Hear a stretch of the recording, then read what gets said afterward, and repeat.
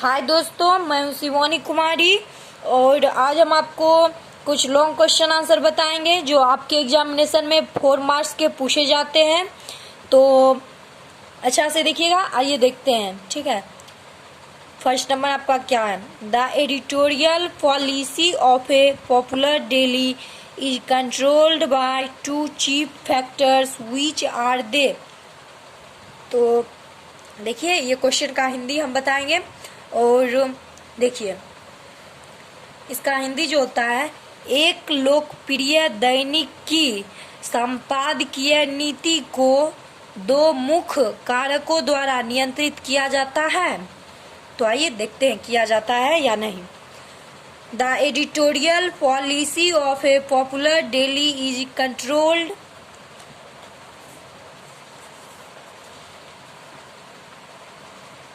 देखिए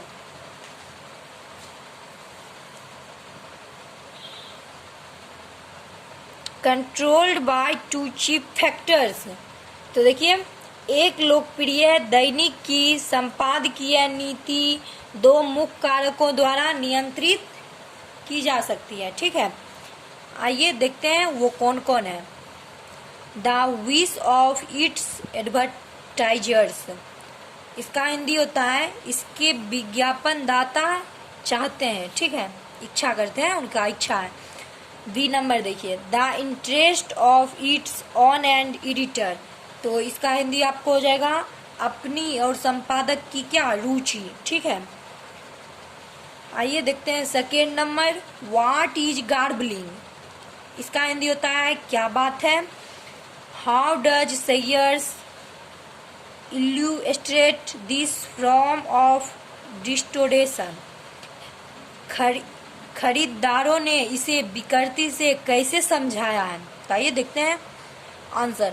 गार्बलिंग is a process in which press gives a confused revision about anything. तो इसका हिंदी जो आपको हो जाएगा, देखिए ईसा process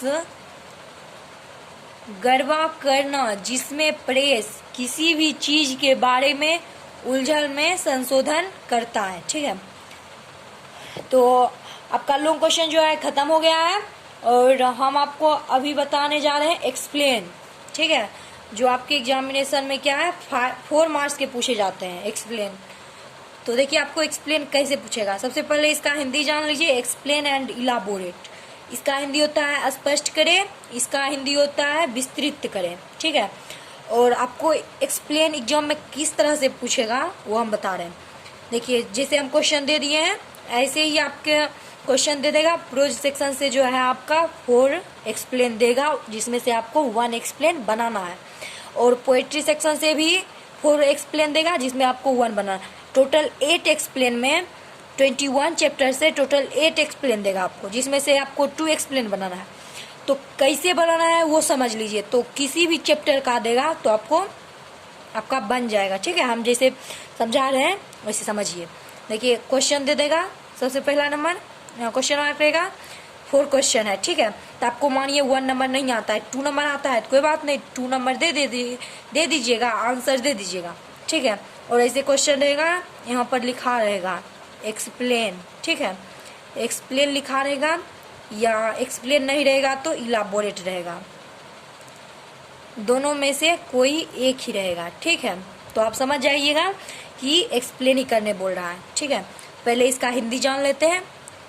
first number, when we speak of the freedom of the press. देखिए, यहाँ प्रेस दे दिया तो आपको पता चल ही गया होगा प्रेस किस चैप्टर से था, how free is the press से।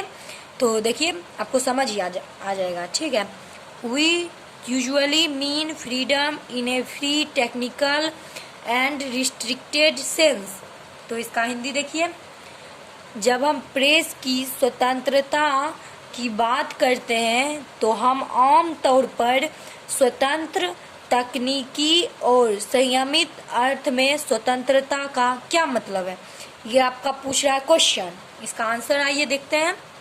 सबसे तो पहले जिस चैप्टर का रहेगा उसके बारे में लिखिएगा। ये जो लाइन है इस चैप्टर से लिया गया है। ठीक है, the given line is taken out from the chapter of how free is the press. तो ये जो क्वेश्चन है किस चैप्टर से लिया गया है, तो यहाँ प्रेस देख रहे हैं, how free is the press chapter से है।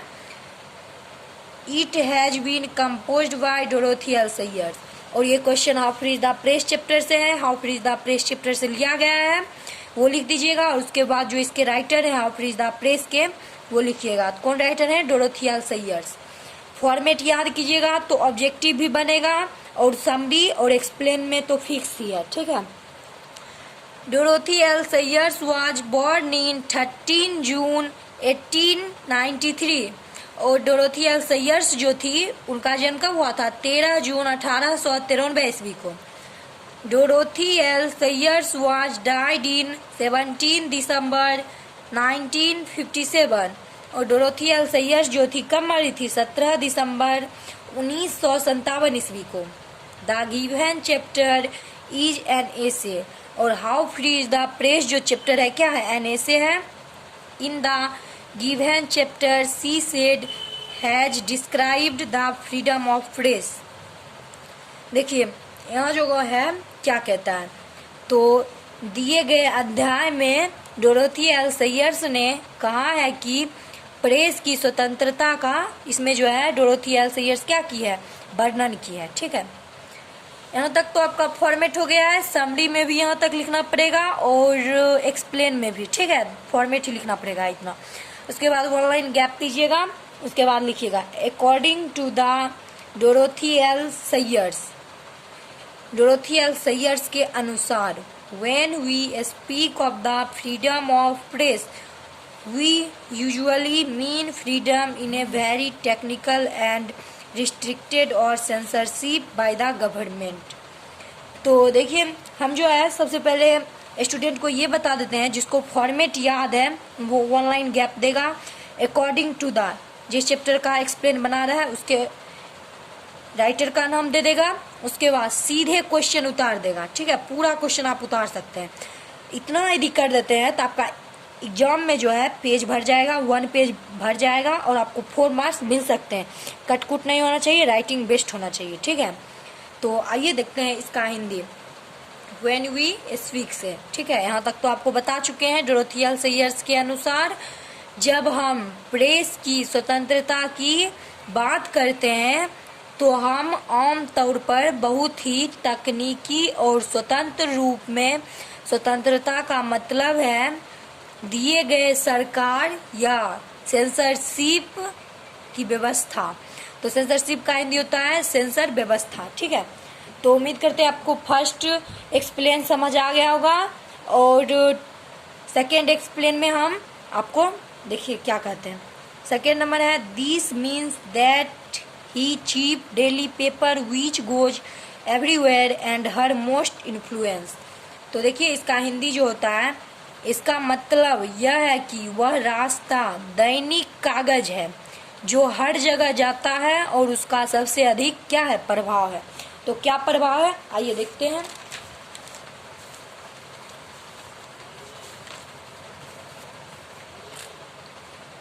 आइए देखते हैं आंसर।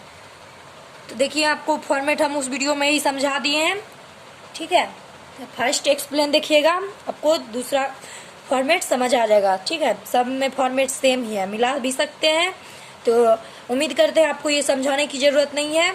तो देखिए फॉर्मेट के बाद 1 लाइन गैप दीजिएगा, उसके बाद according to her the chief daily paper has largest circulation, it goes everywhere, it covers all small and big news, it repeats some important news from time to time, so it has most influence among the people।